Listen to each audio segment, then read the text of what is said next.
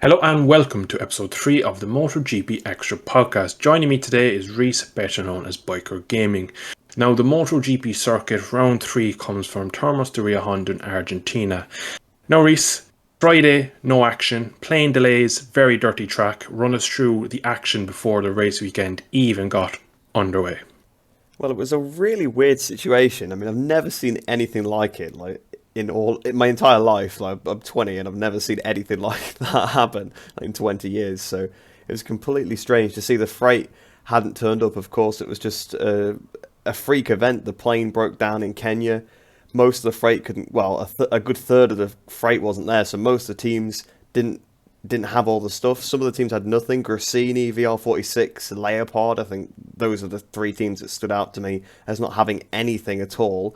So it was absolutely crazy. So they had to send another plane to go and get the stuff, and then it was all going to be hectic. It couldn't get there in time for Friday, and it wasn't fair to only let some people go on track. So all of Friday was cancelled.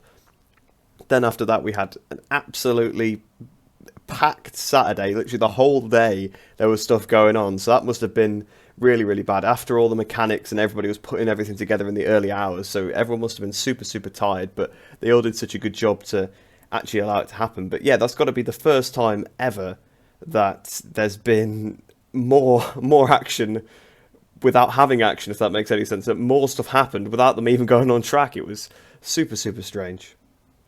Yeah, it was put towards Carmel Espeleta. This is the 500th GP race since he's taken over. And people are saying, oh, you've spread it too thin, this and that, saying that like the traveling from Indonesia to Argentina to Texas. And I loved it was he had a brilliant response saying, we've done 499 races and this is the first time it's happened. I think we can say we're doing a pretty good job. And I thought that was a good little fire in the back across at them, saying that they were putting too much pressure on. But I do just want to have a massive shout out for the angels of the MotoGP mechanics throughout all classes. They're the unsung heroes, really. They just don't get the credit. At the end of the day, everything that has changed on the bike, how often do we see small mechanicals? Very rare in the sport. Maybe once every 5, 6 rounds we see something small. They do such a brilliant job. And for them to work through the night, there's a great story from Gavin Emmett and Neil Hodgson of BT Sport.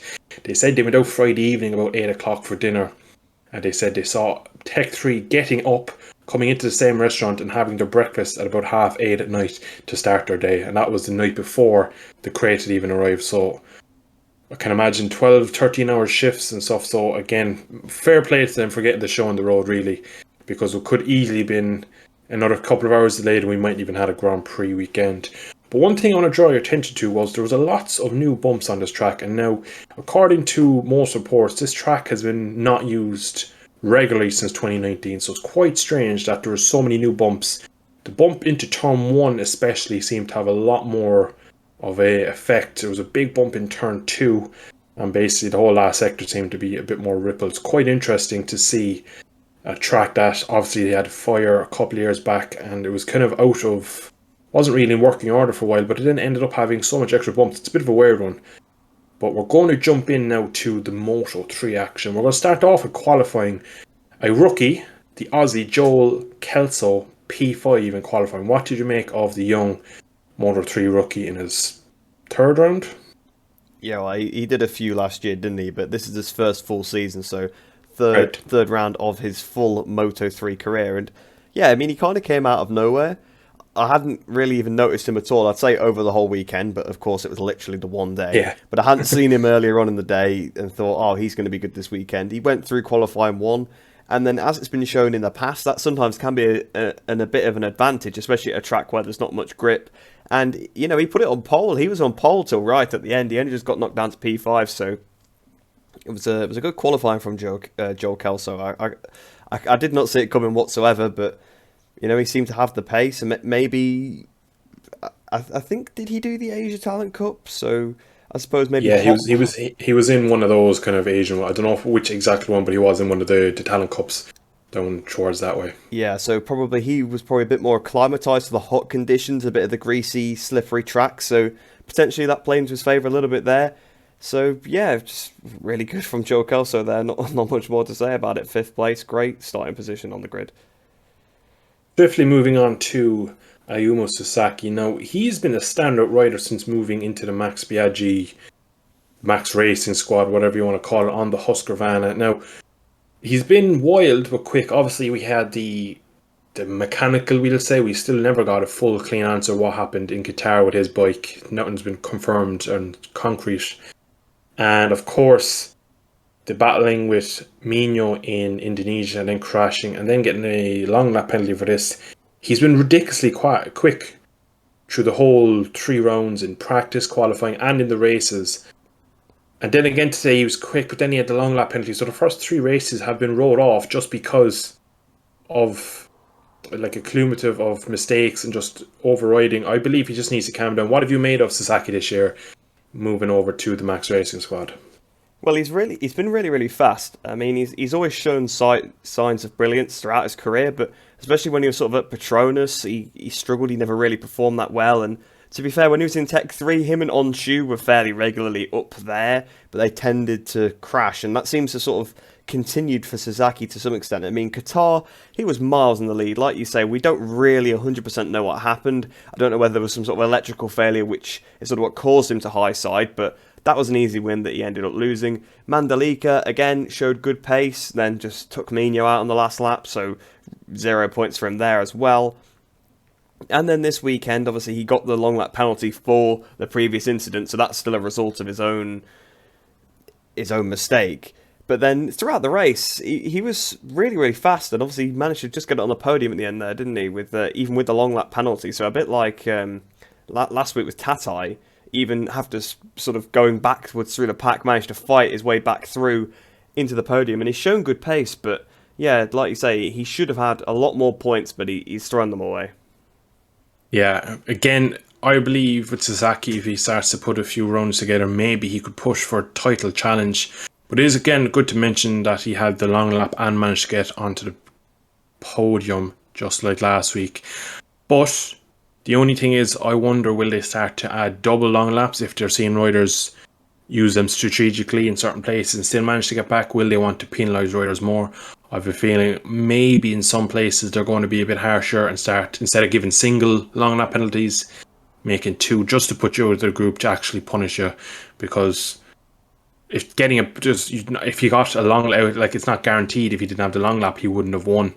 But getting a podium, he's still pretty much getting a brilliant result out of it, even with the 3 seconds so penalty for it. But we're going to move on to another rider who's been very strong this weekend. A rider that did all of his practice, his qualifying on his own, seemed to have pace on his own, which is a kind of a real strong point in Moto 3. That is Izan Guevara and his heartbreaking race. And he's also, in our notes here, he's matured. That's basically referring to Texas last year, where his rear shock collapsed and basically retired. Came into the pits, threw his helmet off the wall, punched through all the advertising boards and just threw a massive tantrum. And during the race today, some sort of mechanical failure as he came out of turn 3. Was lucky not to get collided with the riders behind. He just managed to kind of get off the track. But as he came in back into the pits, took off his helmet, kind of sat there and kind of processed a bit better. I was kind of glad to see, because I actually had kind of lost a bit of respect for him. Again, he's young and he's up and coming and stuff, and I understand that, but the whole aspect of team, like, there's people who've built that's your job at the end of the day. You need to be respectful, and I lost a bit of respect. But again, it looks like he's matured. What did you make of Eisen this weekend, Reese? It was just so disappointing to see him retire in the way that he did, because he was so fast all weekend. Like you said, he was doing the lap times on his own. Throughout his rookie season last year and the first couple of races of this season, you've seen his progression, his pace is there. It's really fast. He can definitely fight for the championship this year. And retiring out of the lead like that, it's just horrible. I mean, the engine sounded horrible as it sort of just broke down. And fortunately, he sort of broke down in a place where he was right on the outside of the track anyway, so he managed to sort of just duck out the way. Good job it wasn't further down the straight, because then he definitely could have got hit, especially with how close the Moto3 riders are. So he did get kind of lucky with where it happened that he wasn't involved, but I'm sure that wasn't his first thought. But then again, like you say, he was much more mature when he did return to the pits, because in Austin, he absolutely destroyed the pit box, didn't he? But this time he just sort of sat down in his chair. Obviously, I'd assume someone probably had a word with him after Texas, kind of told him that, that's not on, we don't do that kind of thing. I mean, the Aspar team is a very professional team, so I imagine they were probably fairly embarrassed by that, so they definitely would have told him. So, Yeah, it was just such a shame to see him retire because I think he probably could have won the race if it hadn't have happened. He had the pace all weekend. He had the racecraft as well. I mean, he'd been sort of leading Garcia throughout the race, hadn't he? So it was just, yeah, just such a shame for Guevara. Yeah, for the Aspar team to have two riders, and they did break away for a small bit, and he was leading. His teammate did get onto the back of him, and I was kind of sitting there going, "Are they going to work together? Are they going to slipstream each other back and forth and bridge the gap?" But Dennis Foggia got his hat on and managed to he was in the second group, got to the front of that, and kind of at will really bridge the gap, which was a bit scary to see how he did point A quicker than everyone in the lap. Before we cover the end of the race, we're going to just cover one incident between Jaume Masia and the unfortunate man, Andrea Mino. No luck I've down here for them, unfortunately. No, it was Mino's fault. A bit of a racing incident, but it was leaning towards Mino. That's a race win and 2 DNFs. Is this just a repeat of Mino's seasons in Moto3 again and again? It seems that way because, I mean, Mino, he always seems to be taken out a lot more than other riders. He's kind of a bit like McPhee and a bit like Dovey in that way, that he always seems to be the one that gets taken out. And after it happens a certain amount of times, you've got to look at yourself. I mean, in Moto3, you've got to be aggressive. If you're not making a pass, you're going to get passed. That's not the fastest way to get around a track, of course, but that's not what a Moto3 race is about. It's about being first over the line, not completing the race in the fastest time, because if they were all trying to complete it in the fastest time, they'd never pass each other. So, yeah, Moto3, you've got to be a bit cutthroat. So, Mino always seems to get collected in different incidents. This time, of course, he was the aggressor, and you know, if you ask me, the person that made the mistake, because he obviously missed the apex and hit into Masia, but at the same time, Masia could have picked up the bike, so it was, of course, a bit of a racing incident, and that's 2 races out of 3 that Masia has been taken out by another rider, obviously being taken out by Toba in Qatar, so yeah, Messia's not got much luck there. Obviously, like you say, Mino's not got much luck because that's 2 races he's retired from as well, although this time, you know, it is a bit more his fault, but even still, it was a racing accident. It wasn't like he just completely wiped him out like we've seen other riders do. It's just been a bit of a trope throughout Mino's career that he's sort of been involved in accidents. He's not usually the aggressor, to be fair, usually is the rider being taken out, but I think he just needs to be, well, I'd say he needs to be more aggressive, but I suppose that was the problem this time. It was too aggressive, but I think he just hasn't been like that enough through his career, and obviously he tried that on this occasion and it just didn't work for him. Yeah, and I look at Messia in the same boat as I look at John McPhee, that he's been there now in that class, obviously not as long as John, but maybe you could compare him to Bulaga. Came into the class, was quick, everyone was kind of going, this guy, he's going to go places, and he's kind of faded. I know today's race he did show good pace, and again he got unlucky, and in Qatar he was in the battle, you could say he was one of the boys, but I'd actually like to see him get out of that class, because I think it's maybe gotten to his head now. He's gotten so many bad results where he's been quick, he's crashed out of races where he has had no need to be pushing at certain parts of the race. I think he's just kind of lost his head in that class, and I would like to see him maybe move up onto a half competitive Moto2 team. But to finish off with Moto3, we're just going to cover the last couple of laps. What did you make of the Dennis Foggia and Sergio Garcia battle all the way down to the final corner? What a move by Sergio. Yeah, that was a proper good battle. It was one of the best last laps I've seen for a while, I gotta say, because it looked like, really, that Garcia had lost it when Suzuki, to be fair, for once, actually backed up his teammate. Suzuki kind of hasn't really had the pace this season so far, but it seemed like he was a bit more on it this weekend because he sort of came through with Foggia. I mean, his pace wasn't too bad in Qatar, but obviously he had the penalty just like Foggia, but then he wasn't able to come through and ended up crashing. I think he crashed into full-on on that occasion, didn't he? So, yeah, Suzuki finally there and helping out his teammate, obviously getting in front of Garcia, but Garcia's comeback after that was unbelievable. Managed to get past Suzuki, and then he risked it all on the last lap to catch right up to the back of Foggia, and then go up the inside of him into that penultimate turn. How close they were. I'd love to see that picture of it again, because there's that slow-mo where they were virtually rubbing each other. I'd love to see an actual still of that. That'd be absolutely fantastic. But that's one of the most precise moves I've probably ever seen, ever. I mean, if he'd been a millimetre wider, there'd have been contact, and there could have been a crash. But ultimately, I think Foggia actually probably made a bit of a mistake there by actually passing as early as he did. He had been stronger than Garcia into that section throughout the race, really, and he would have been able to catch Garcia off guard like he actually did when he made the pass. But if he'd done that on the last lap, he probably would have won the race. But Garcia obviously knew that Foggia was going to be able to go deep in there, risked it all. It paid off for him. I think it was obviously a massive combination of skill and luck. It was such a good pass, and Garcia deserved race winner there.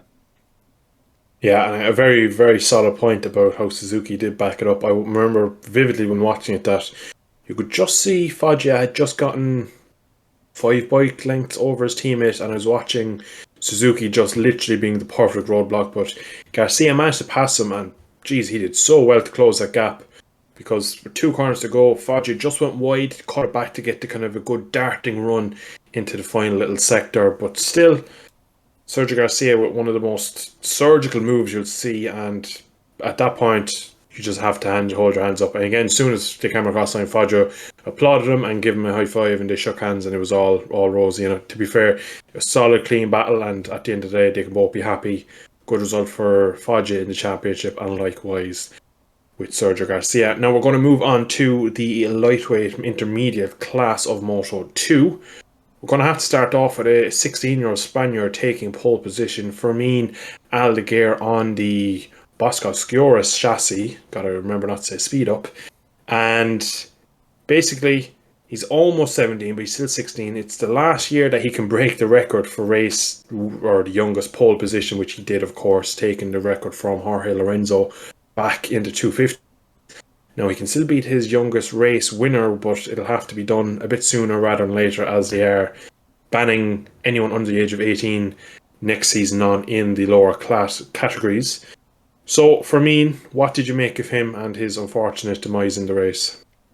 Well, his pace all weekend was absolutely phenomenal. I think he topped every single session. If I've made a mistake on that, I do apologise. But as far as I am aware, I'm pretty sure he topped every single session. Pole position, obviously, like you say, youngest ever pole position sitter.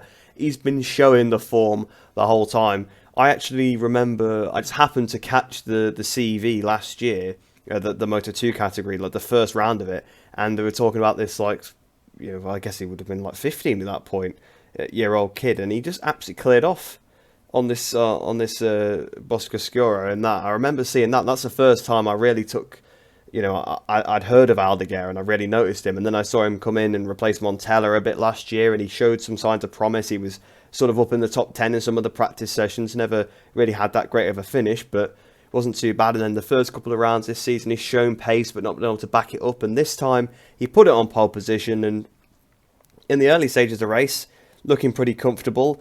Of course, he then got passed by Vietti in what was a really good move into the first corner.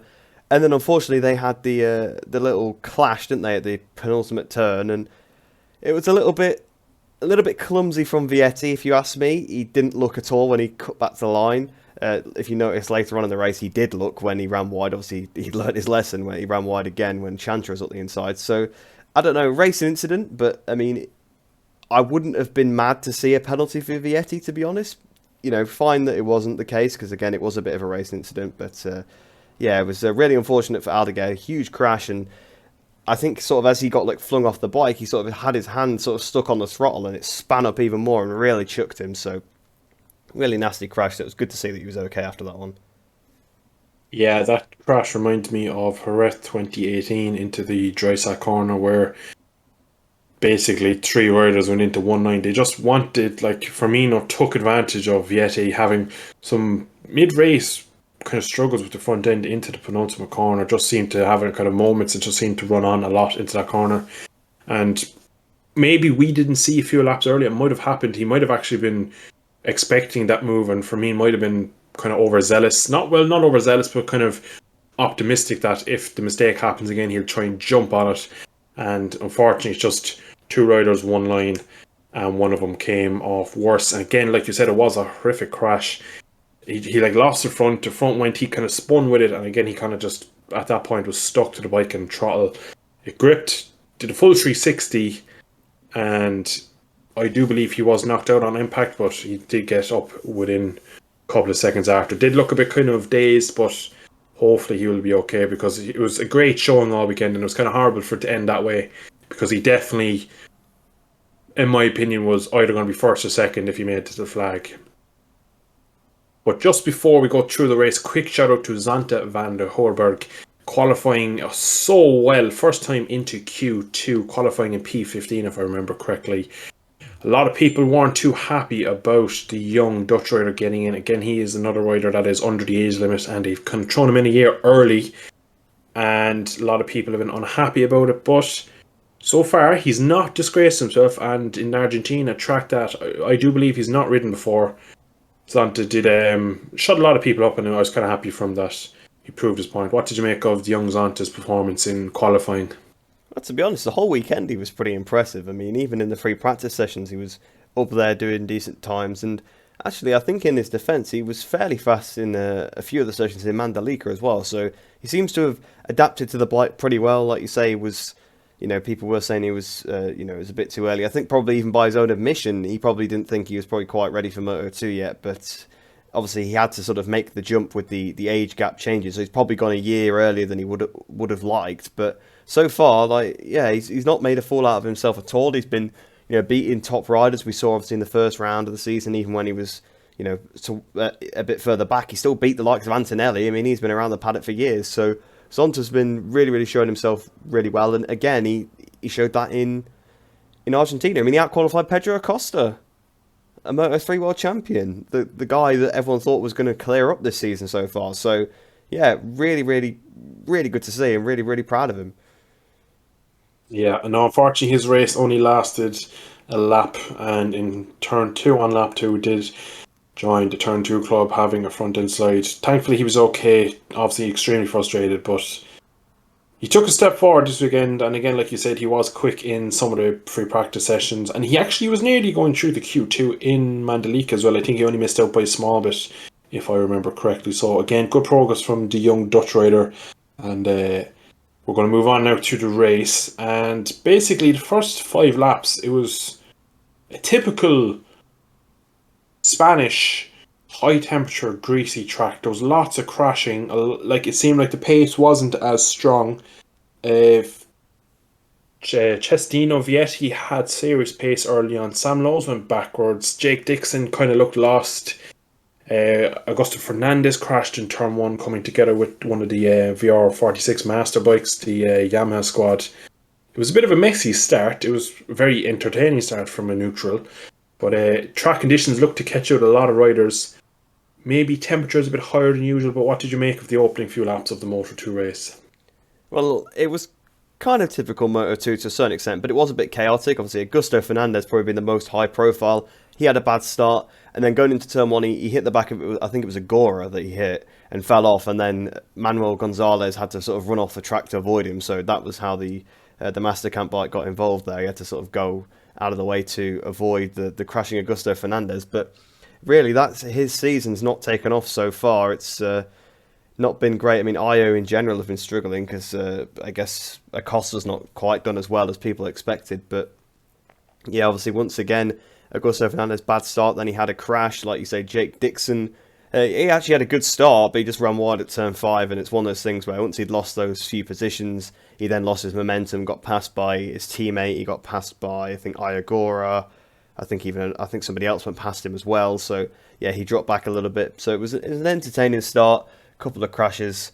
Yeah, it was a bit of a slippery track, but then I think also some of it was just a bit rookie error, because obviously, like, Augusto Fernandez, he just hit somebody up the back. That was nothing to do with track conditions, really. Yeah, and it did settle in then to be one of the more kind of strategic Moto2 races, as they do, as Vietti took the lead after Firmino had unfortunately crashed. Then Chantra, proving he wasn't a flash in the pan, coming back, catching the leader, passing the leader, and leading the race for a few laps. Of course, then Iagora had to get in. He couldn't have the spotlight all on his teammate. A good battle seems to be brewing in that Honda Team Asia Moto2 squad. And what did you make of the battle between Vietti, Iagora, Canet, Chantra? It was quite a feisty battle for Moto2. Usually they're a bit more spread out, but for some reason, maybe the lack of track time, data, setup, all that, maybe that could have just proved that maybe Moto2 is better when it's a bit more up in the air. It did seem to be a pretty good race, and I enjoyed it. What did you make of it, Reese? Yeah, it was actually quite a good race for Moto2, because it does get a bit boring sometimes, Moto2, to be fair, because they get a bit strung out. And I think you're onto something there with saying the setup time, because if we're being honest, it's basically the Kalex Cup, right? Everybody has the Kalex except four bikes are not Kalexes.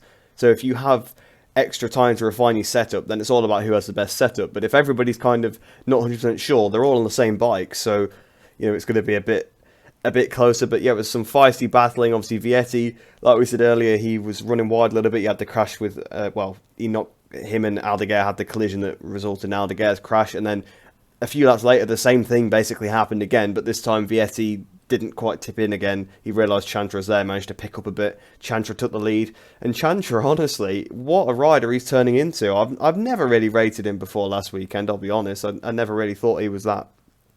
I never really even noticed anything in him. I know he's been up there in some free practice sessions, maybe had a couple of good finishes in the past, but he's really, really impressing me, so it's really nice to see. It's good for that Honda Team Asia team because, again, Agora obviously getting third place, managing to beat out Canet after a really proper good scrap. I mean, that Honda Team Asia, they've kind of been... They've been struggling the last few years. They've been struggling really since Nakagami left them. I mean, they've had lots of riders going through. They've had Izdahar, they had Pratama. I mean, Chantra's been struggling as well. I think they had Nagashima at one point. I don't think Nagashima really gelled with that bike either. So they've kind of been lost. They've not really been seen at the front until Ayagora really the last season, and then now Chantra as well. So really good for the Honda Team Asia team. And it does seem like it could be a bit of a feisty rivalry between those two riders because, let's be honest, Nakagami's seat is what they're fighting for at the end of the day. So it could be, they're both going to want it pretty badly. Yeah, and again, great point to point out that Nakagami's seat is probably the most in doubt, especially with Ayagora. Ayagora was quick in Moto 3, and he was kind of tipped at a bit of a young age that he could be the next Honda GP rider. All these young Japanese riders nearly always are tipped to be Honda riders. They never really seem to... Any other manufacturers and get a look at these. Now, there is a small rumour that maybe if he doesn't get Nakagami's seat next year, he might end up on a Suzuki in the future. Now, again, Suzuki being Japanese, Rins and Mir could be going to Honda. There's a massive iceberg in MotoGP if you just start digging under the surface of what could happen if one moves where explosions happen everywhere else. It's a big domino effect. Big, massive domino effect is exactly the term. And but just for now, it's great to see Ayagora. He started off his season quite well, and it was a great performance. And again, he looked like he kind of got kicked up the ass mentally after seeing his team perform so well. And again, Chantra, he was another rider. When it was a bit of a questionable conditions, he seemed to kind of excel. But when it came to a dry track, he just seemed to slowly drift back. But no, it's just that, again, it's the mental thing in this sport. After first victory, it's just clicked. And now he looks like he's just so much quicker. And he also had a big crash as well in turn 6, I believe, during one of the free practice sessions. Well over 120, 130 miles an hour he came off it, but did brush himself off and managed to come home with a brilliant podium. And again, it's great to see riders proving people wrong, because a lot of people again thought he was another Kaz Medallion and all the other million Japanese and Asian riders you just mentioned in the last previous comment. So it's good to see.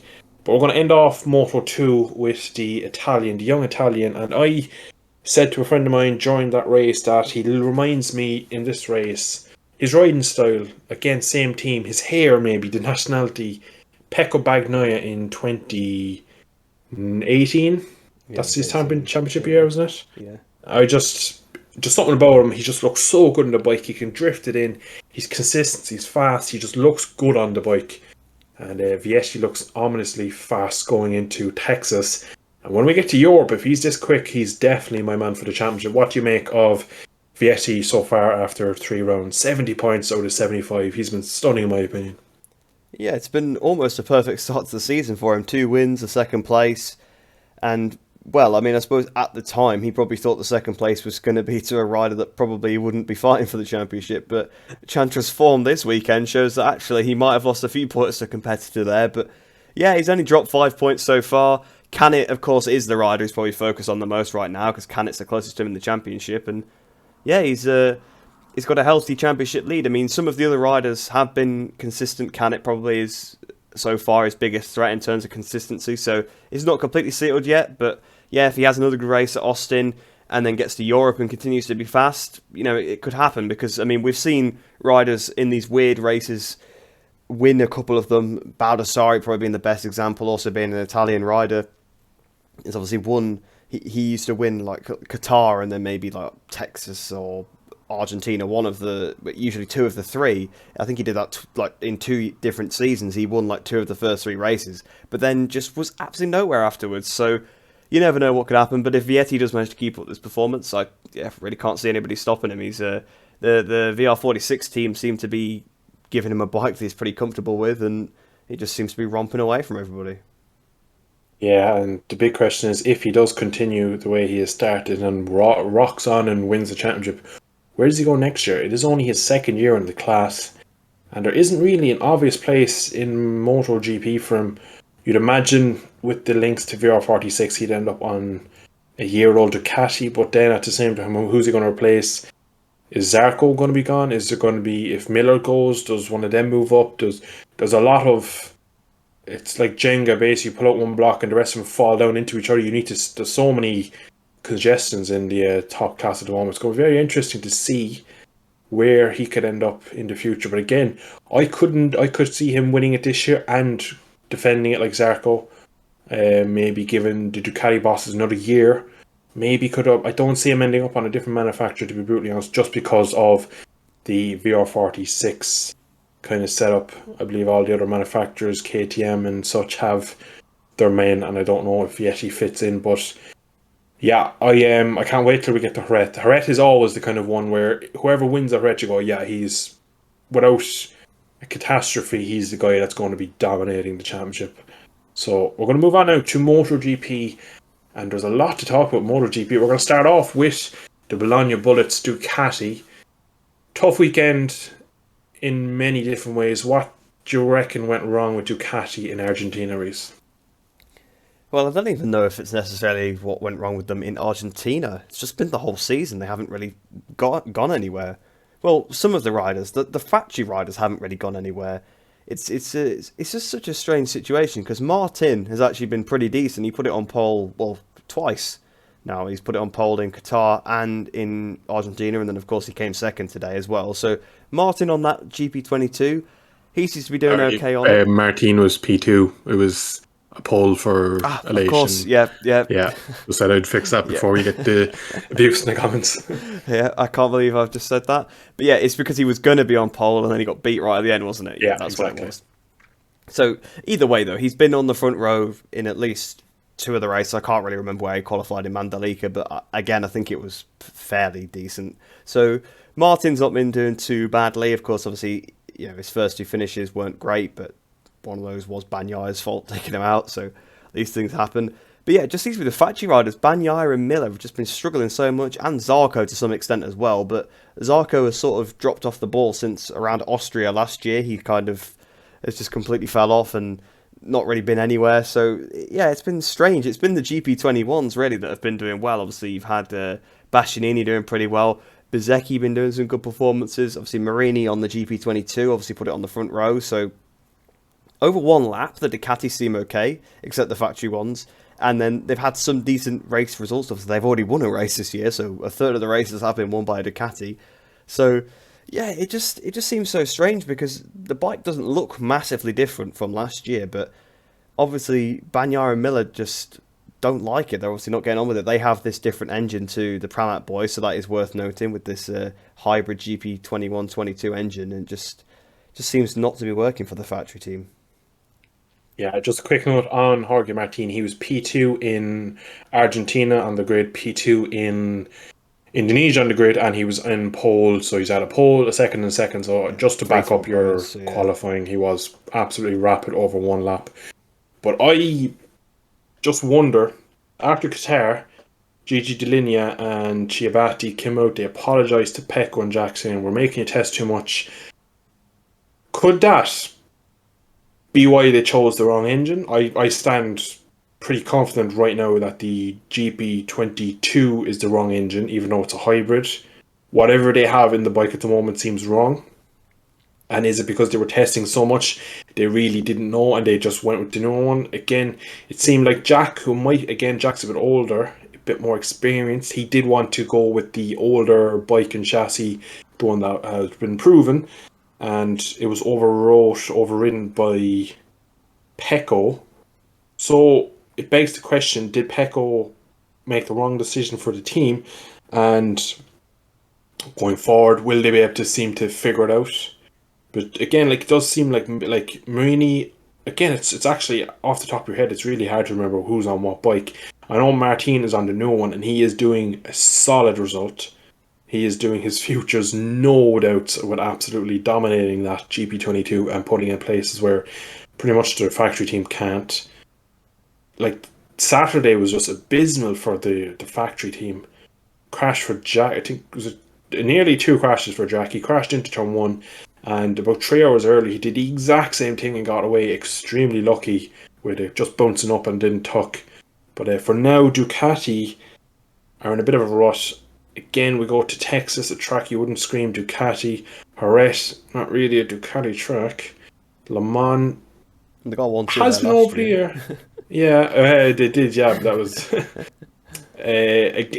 history. I suppose you could give them that, but over the years, it's never been one of their favorite tracks. Le Mans, they actually are quite good at. They usually do well. Again, winning there last year as well in questionable conditions, but I don't think we really know where they are until we get to Mugello and Catalonia, where tracks they are really strong at. But we're going to go on now to Yamaha. Are Yamaha the new Honda? And what I mean by that, it looks like so far this year there's one man and one man only that can get an M1 into anywhere respectable. That man is, of course, the 2021 World Champion Fabio Quartararo. But what is going to have to happen at Yamaha for this to fix it? Usually they've been known as the most user friendly. If you think back to when Zarco came up, Jonas Folger, can even go back as far as James Townsend. They all jumped on the bike and were quick. But now it looks like, for whatever reason, it doesn't look like that friendly bike anymore. Even though it might be friendly, but it now seems to be slow compared to the other V4s especially. What have you made of Yamaha's opening 3 rounds after a pretty dismal Argentina? Well, it's just been. I'd argue that it's basically been the new Honda since last year because Fabio was still the only person last year doing anything good on it. Of course, Vinales won the first round of the season, but he struggled so much with that bike that he quit his 2-year contract before the end of the season, then tried to blow the bike up. So it's not been great for Yamaha lately, but it's just classic Yamaha, isn't it? They've been told by their riders for years they need a faster bike, and they refuse to give it to them. So they've really paid the price for it this time because they just get passed by the V4s on the straight. Yeah, they can make up the time to some extent everywhere else, like through the corners, but it's not enough. They can't make enough through the corners and on the short straights now to make up for what they lose on the long straights. Now, it sounds like part of that is down to their new aero package being a bit too draggy, and they're just waiting to get a better upgrade because obviously you can only make one upgrade in the season, so they're kind of waiting to refine it before they bring it. They don't want it to revert back to the old one when they could actually still improve. So that seems to be not helping them, but I think it's just the fact that Fabio Quartararo can brake so late on that Yamaha. Nobody else can actually brake late on it, but he seems to be able to brake late on it, which probably keeps him in the game a little bit more, so he can make up some of that time he loses to the V4s on the straights in the braking zones, then maximises the sweeping sections and sort of, again, negates some of that time, so he can start up high, or in the races he can battle a bit more, but we've seen that all the others can get anywhere near. I mean, Dovi, fantastic rider, great in a scrap, easy, fantastic on the brakes himself, can't do anything. Morbidelli, we saw back on the sort of the 2019 bike, he nearly won the championship in 2020. Now, of course, that was when their disadvantage wasn't quite as big. But even still, Morbidelli's no mug, Moto 2 world champion. I mean, Darren Binder seems to be the only rider other than Quartararo that seems to be doing fairly well, but that's just in comparison to what you expect as a rookie. His actual results obviously aren't up there like the other manufacturers are. So it just seems to be Quartararo flying the flag. They're just too slow on the straights. They get passed by Ducati, they then get held up for a lap behind that Ducati. Next lap, the Ducati behind them then goes past, and then again, and it happens again, and all of a sudden you're 20th place. So yeah, Yamaha, they're just in a mess. It does seem one rider can sort of force the bike just to get it up there.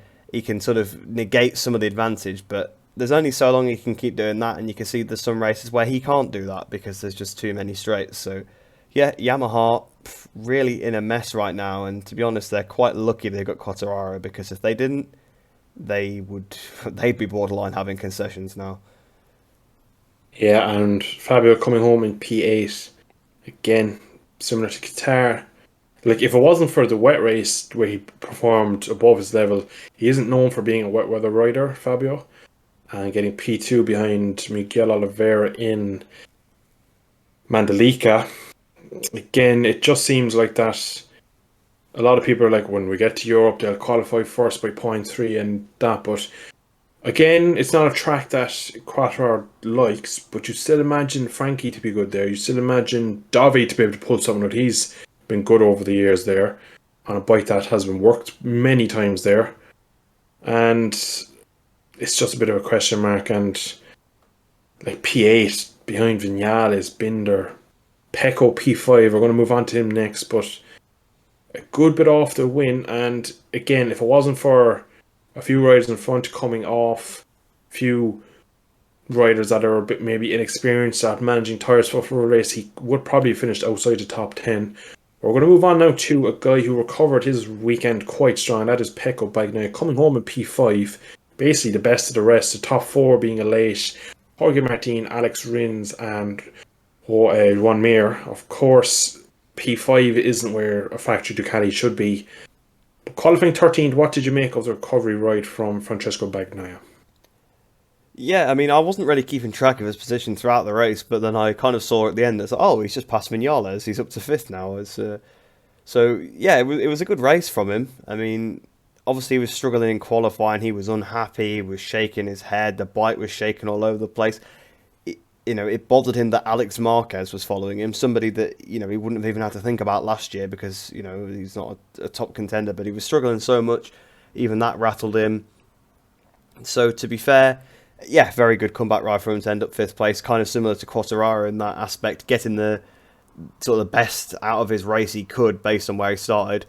Obviously, if Pecco had started higher up, then you saw with Martin what the potential was, but just seems like he doesn't like this GP22, so to get fifth place on it, pretty good because up until this point he'd only picked up 1 point, so that's a good start to pick up 11 there, so he should be up to 12 points in the championship now, so good recovery from Pecco Bagnaia there, but they definitely need to change something because he clearly is not happy.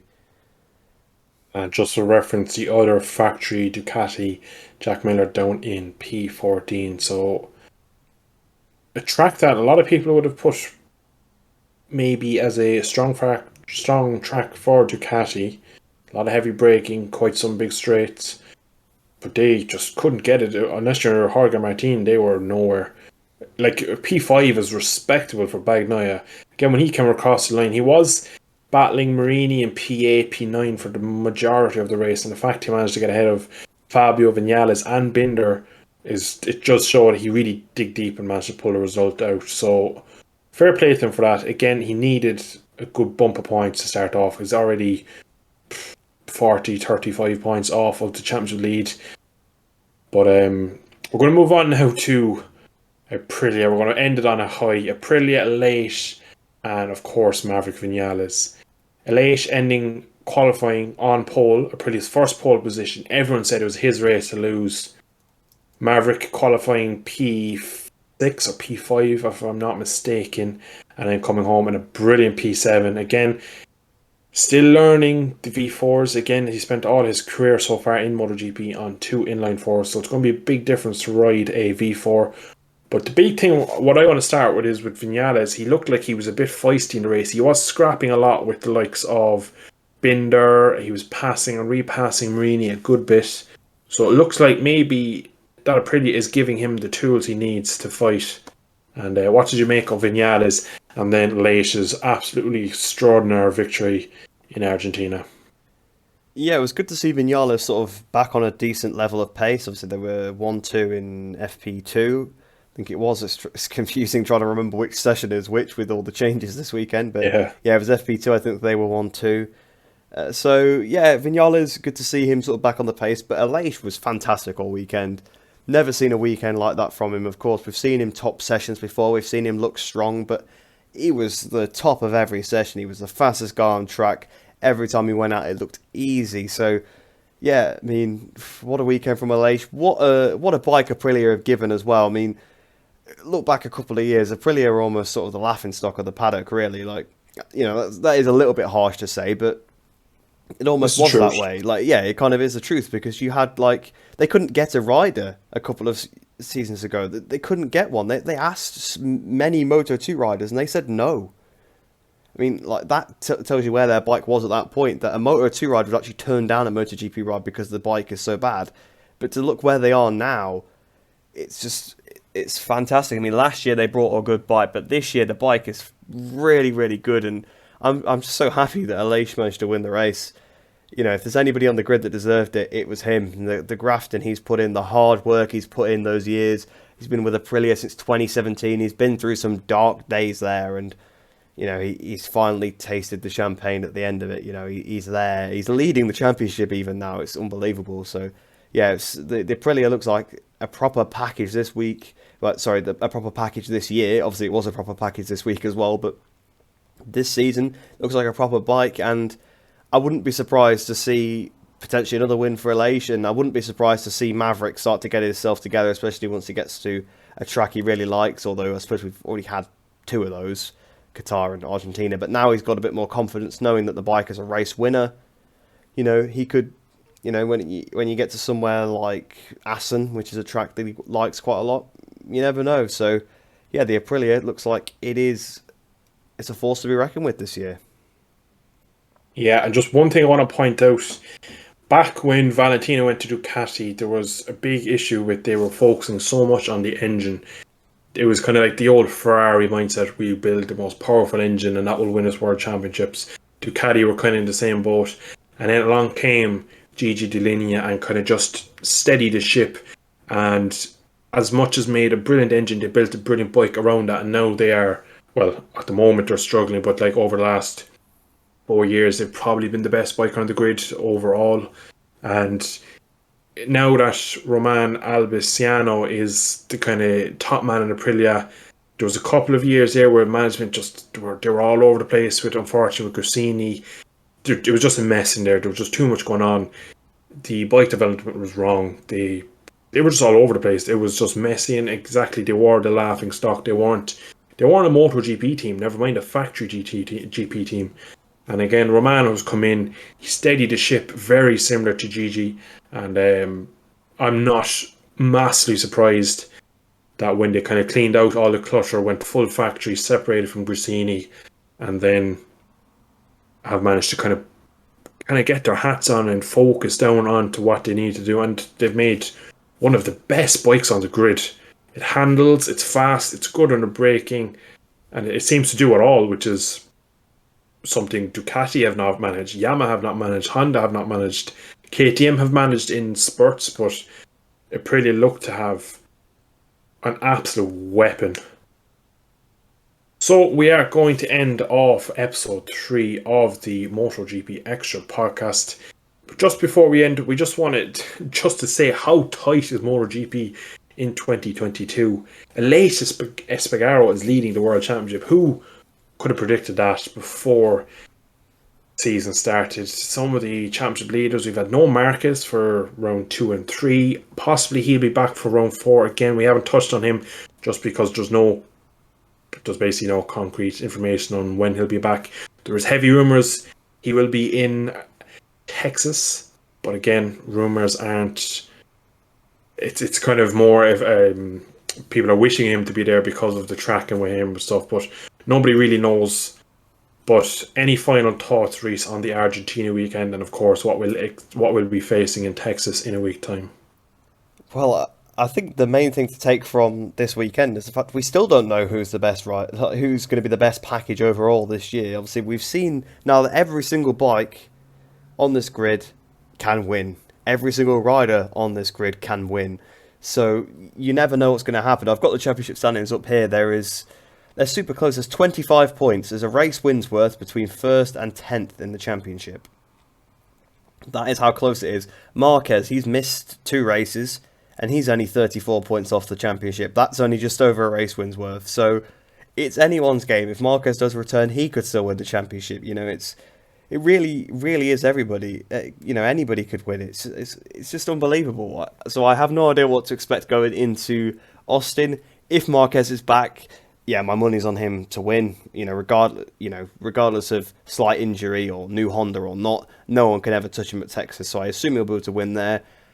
But then, other than that, I don't really know. I mean, Rins is pretty good there, sitting 4th place in the championship right now, only 9 points off the lead. So Rins could be licking his lips going into America. He's actually finished all 3 races so far this season as well, which is a good it's a good thing for him because he's struggled to do that in the past. He's in front of his teammate Mir, so he'll be riding a bit of a crest of the wave with a podium as well, just there in Argentina. So Rins will be one to watch. Quartararo was pretty good there last year, so yeah, there's so many riders. It's just impossible to pick really who's going to be competitive, but those are 3 that I think are to watch in America. Yeah, so only a week to wait before they head north up into North America for Texas, a track that has gotten a lot of work done really. It'll be interesting to see what the track conditions. It was pretty much a disgrace the last time we went there last year. The track conditions were terrible. Like, riders were getting airtime in the snake section, just things like that. It'll be interesting to see the riders' feedback after FP1 to see what they've done to track. But that is where we are going to leave it for episode 3. I hope you have enjoyed our coverage of the Argentina Grand Prix. Of course, we will be back with episode 4 in a week's time, so thank you all for tuning in.